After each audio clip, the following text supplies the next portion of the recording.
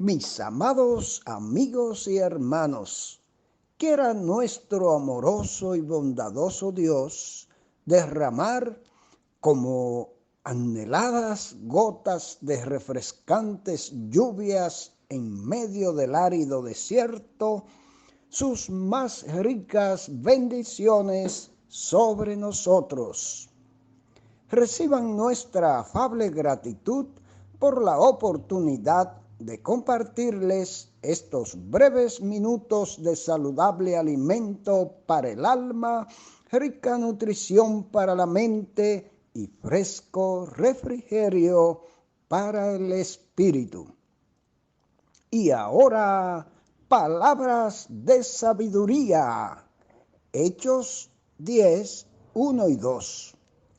Había en Cesarea un hombre llamado Cornelio, centurión de la compañía llamada La Italiana, piadoso y temeroso de Dios con toda su casa, y que hacía muchas limosnas al pueblo y oraba a Dios siempre. A pesar de que el apóstol Pablo y su conversión de Saulo de Tarso a Pablo, perseguidor de los cristianos, es el principal acontecimiento de este importante capítulo 9 de los Hechos, no olvidemos que en los primeros capítulos de este libro, Pedro sigue siendo el líder y protagonista principal. Como tal, el capítulo 9 termina con un gran protagonismo de Pedro, el cual pasa al capítulo 10. De esta manera vemos a Pedro que, así como le dio uso a las llaves que el Señor le entregó, es decir, la autoridad de su palabra y el poder de su espíritu, para abrirles la puerta del reino celestial a los primeros judíos que se convirtieron a Jesucristo en Pentecostés, también le toca abrirle la puerta al primer gentil que pasó a formar parte de la iglesia, el cual fue Cornelio, el centurión romano. Y a propósito de la conversión y entrada del primer gentil a formar parte de la iglesia cristiana, debemos señalar que aquí se inicia el cumplimiento de la profecía del anciano Simeón cuando tomó a Jesús en sus brazos y dijo que este niño sería luz para revelación a los gentiles. Lucas 2:32. Y se comienza a convertir en realidad, se inicia la revelación de la enseñanza del Señor Jesucristo contenida en Juan 10:16. También tengo otras ovejas que no son de este redil. Aquellas también debo atraer y oirán mi voz, y habrá un rebaño y un pastor. Con estas citas bíblicas aprendemos, entre otras cosas, que aunque el gran misterio de la iglesia fue velado o escondido a los profetas y santos del Antiguo Testamento y reservado para ser revelado a través del apóstol Pablo, hubo anticipaciones del origen de este gran misterio en labios de algunos profetas y del propio Señor Jesucristo.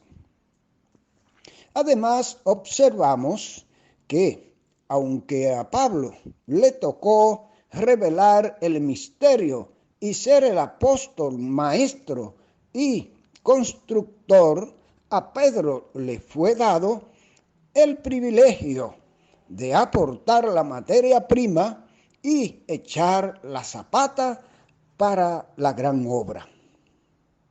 Pero al fin, La verdadera gloria debe ser siempre para el dueño de la obra, que es el Señor.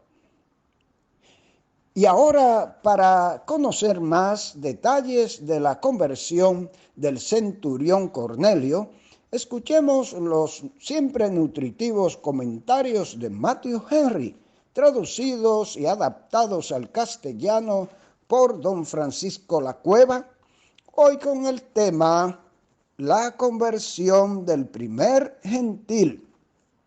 Hechos 10, 1 y 2.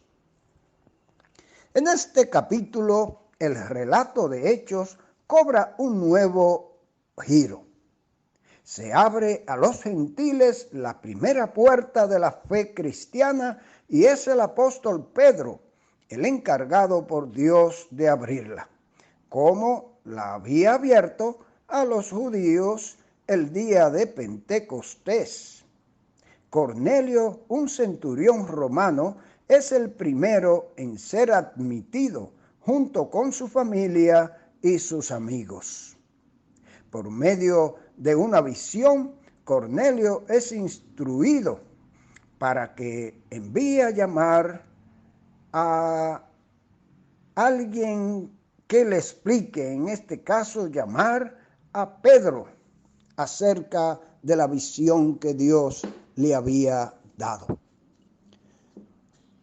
Observemos con todo interés todas las circunstancias del comienzo de esta gran obra que forma parte del misterio de la piedad. Cristo predicado a los gentiles y creído en el mundo. 1 Timoteo 3:16. Hasta ahora, ni la predicación del Evangelio había sido dirigida a los paganos, ni había sido bautizado ninguno de ellos. Cornelio fue el primero. De este Cornelio se nos dice que era un hombre grande y bueno, dos cualidades que raras veces se hallan en una misma persona, pero donde se encuentran se abrillantan mutuamente. La bondad confiere a la grandeza su verdadero valor. La grandeza confiere a la bondad las mayores oportunidades de ser útil para los demás. Era Cornelio centurión, es decir, jefe de un centenar de soldados de una compañía llamada italiana, porque por lo menos cuando se constituyó estaba formada por voluntarios italianos. Como observa Trenchard, todos los centuriones que se mencionan en el Nuevo Testamento son personas dignas y varios de ellos dan muestras de discernimiento espiritual. Mateo 8:5 al 13, por ejemplo. Es curioso que el primer convertido de la gentilidad al Evangelio fuese un soldado, con lo que los militares han de animarse a ver que su oficio es compatible con la piedad, mientras que para los judíos no pudo menos de ser una mortificación el que además de ser anunciado el reino a los gentiles, precisamente el primero en ser recibido en él fuese un miembro del ejército romano. Sus cualidades espirituales se describen en detalle. Era piadoso y temeroso de Dios, frase que designa a los que, sin ser prosélitos de pleno derecho, por no estar circuncidados, adoraban al Dios verdadero, guardaban muchos preceptos y costumbres de los judíos, iban a Jerusalén, etc. Su ejemplo era contagioso, de modo que no solo él temía a Dios, sino toda su casa, toda su familia, que incluía a los sirvientes. era caritativo, pues hacía muchas limosnas al pueblo, esto es, a los israelitas pobres. También era hombre de oración. Oraba a Dios continuamente, es decir, observaba fielmente las horas de oración propias de los judíos. Siempre que el temor de Dios reina en el corazón, de allí brotan espontáneamente obras de caridad y de piedad.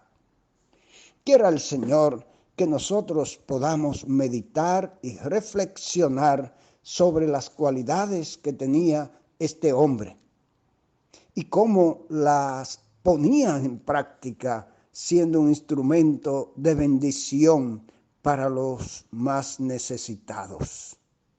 Dios ama esto de tal forma que aunque él no era su hijo, Dios tuvo que escuchar sus oraciones e inclinar su rostro hasta este hombre para conducirle a conocerlo de verdad y que encontrara la gracia salvadora que le hacía falta, porque las buenas obras no nos llevan a Dios, aunque pueden acercarnos a Él.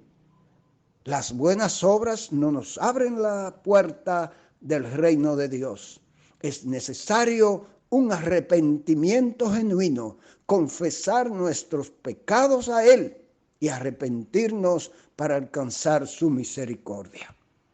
Ojalá que nosotros, los hijos de Dios, podamos imitar a este hombre en sus cualidades espirituales. Que el Señor les bendiga y les ayude a hacerlo. Amén.